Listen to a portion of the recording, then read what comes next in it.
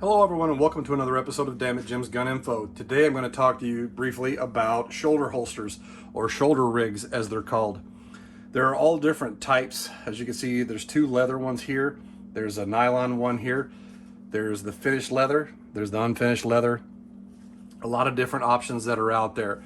As you can see, this is a horizontal draw, this is a horizontal draw. There are different holsters that will end up changing it so that your holster holds your, especially larger revolvers, in a vertical draw where you have to pull it out of the holster versus just pulling it out of the holster with the horizontal draw, as in this one and this one. This one over here is a strong side draw, which is a little bit different.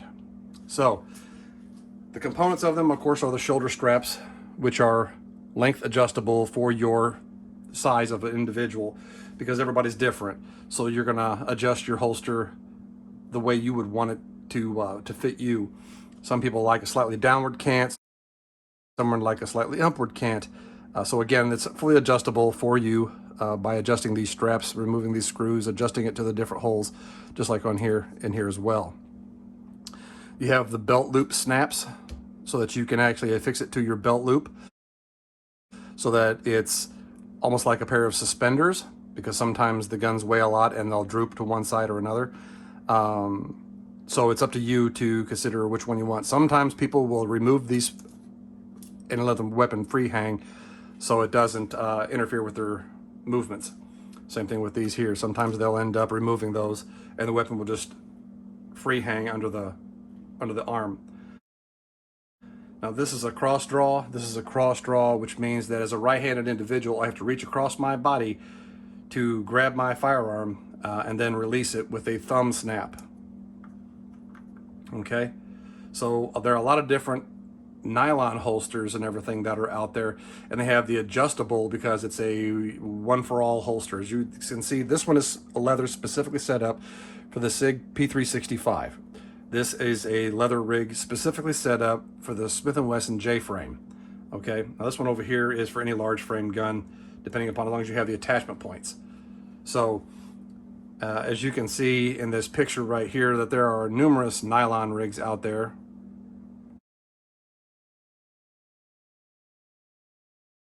Now, generally speaking, nylon holsters are not bad.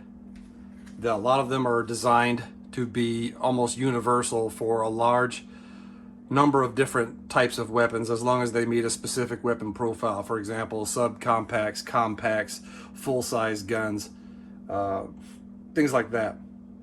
It will have Velcro adjustable controls, like the thumb release.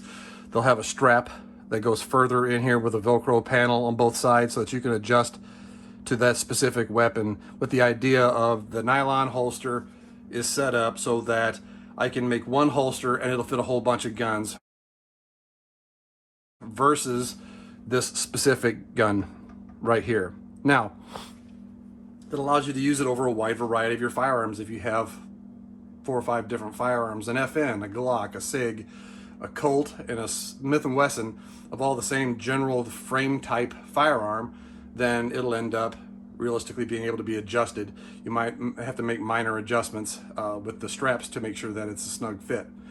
The point also being is, if it's a holster that's not specifically designed for your gun, to make sure that the straps are tight to hold the gun in the holster.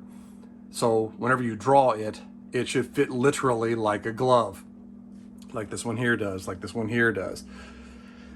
The intent is that the controls should be snappy, they should be tight, it should hold the weapon so it doesn't move around inside the holster, so that this strap keeps it in there, so that this doesn't drop down and cause your firearm to fall out of the holster when you're running or something along those lines, which sometimes will happen with nylon holsters, just the manner in which they're adjustable. So you may want to look at that before you go and buy a nylon holster. Leather holsters are, of course, much more expensive. A lot of times they are made specific for a specific caliber, so, or specific model, specific frame type, specific barrel length firearm. So they're a little bit more expensive, so just be aware of that. Both of these holsters here, I think, ran me less than $80 a piece. So just be aware of that whenever you go to buy your firearm. Make sure you get the holster that's going to actually fit your firearm. Now, when I talked about the controls, about them being tight, this is what I'm talking about. As you can see, this gun does not move around in the holster at all. And so when I go to grab the gun, my thumb, I don't like it when people take the nylon holsters and put the thumb stab outwards, because it causes another point to print underneath your jacket, because you got this piece sticking out. So if this was on the outside and your jacket was draped against this, you would probably see this piece sticking out. You know, you should have your tailor cut the jacket a little wider at the chest. That way your gun won't bulge in the back. So against your body also makes it a lot harder to accidentally bump it, because you got to bump the gun without bumping the release, which would allow the gun to come out of the holster. Now, to draw the weapon, I would take my hand, I'd reach up and grab it, get a good firing grip on the gun, push the button, snap the gun, and then draw the firearm. Okay? To reholster is the same way. Put the weapon in, it's nice and tight. Roll the snap over, and it locks in place. And again, keeps the weapon in there nice and tight. Same thing with this one over here. As you go to draw the firearm, it doesn't have any movement inside the holster. As soon as you push the snap pops open and it releases the firearm. So the firearm goes right back in, and you just push the snap, and now you've got your firearm retained again. So be aware of that when it comes to, especially when you're dealing with nylon holsters. This one over here, you would pop the snap and it would allow this weapon to free hang, because it's larger, it's more of a PDW than an actual self-defense revolver or a semi-automatic pistol. Now this is a subcompact Smith & Wesson, or Azure 6-hour P365. Again, this is the Smith & Wesson J-frame 5-shot 38 special revolver. This is the 6-hour P320 and a Flux Defense MP17 grip chassis, which has an extendable arm brace and an additional magazine holder in the front. Provides you that ability to carry that firearm. Now, a lot of these shoulder rigs, some shoulder rigs will come with no magazine pouch for your, because you want to put it on your belt, for example. You can carry an additional magazine pouch on your belt for an additional magazine or two, depending upon how you want to end up doing it. Some people will carry one of these on their belt, so you can put your extra magazine in there, larger capacity magazine, things along those lines. Additionally, other people will sometimes carry a semi-automatic firearm in a shoulder rig and a backup revolver in a inside the waistband holster, or vice versa, where you're carrying a high capacity automatic in the waistband holster with a revolver as a backup on the other side. It all depends on your specific job, your specific intentions, and what you want to end up carrying. It's up to the user. Now, these are great because as the weather starts to get colder, people are starting to wear in heavier jackets or something to keep them warm. This allows you to carry your gun slightly differently under your jacket so that you can have access to it in colder weather. So, real quickly also, you'll notice that some of these do have the magazine pouches on the weak side. The thought process on these is that it allows you to carry an additional magazine for your firearm, which I believe anybody should carry anyway. If you carry a firearm, if you're carrying a firearm for any reason whatsoever, my opinion is you should always carry a backup magazine in case of a firearm magazine malfunction, or you end up having to reload your magazine because of the situation. I also champion carrying a pocket knife if you carry a gun. So this one right here allows you to carry a backup magazine. This one has multiple snaps, which allows you to carry different size magazines for your 6-hour P365. This is a 10-round magazine. This is a 15-round magazine. This one inside it is a 12-round magazine. So it gives you a lot of options to carry additional ammunition for your semi-automatic firearm. For the revolver, you have these two here. So these can be flip-flopped either side. So what you can do is pop this open here, and you reach in and you'll grab your speed loader. So when you have your firearm out, you'll kick it open like so, and then you'll throw your speed loader in there to load your firearm. Okay, then once the speed loader is used, you You can throw it in your pocket and your gun is ready to go with additional rounds, and has a backup one for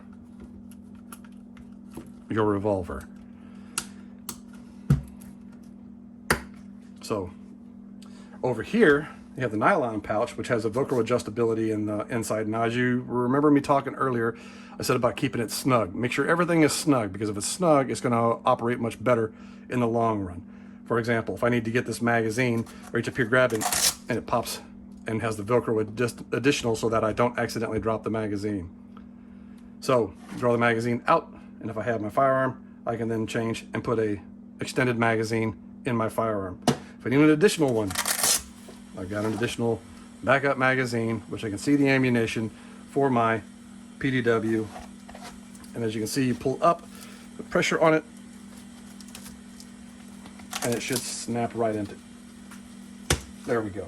So that way you know it's in there nice and taut, and it's not going to bounce around or come falling out accidentally, which if you're at the grocery store or some other place like that, could be a bit embarrassing to have a magazine go skittering across the floor. So again, there are different types of shoulder rigs that are out there. So for lefties, they're for righties. Now, just because this is an expensive shoulder rig does not mean that I can't swap this out for a longer barrel gun.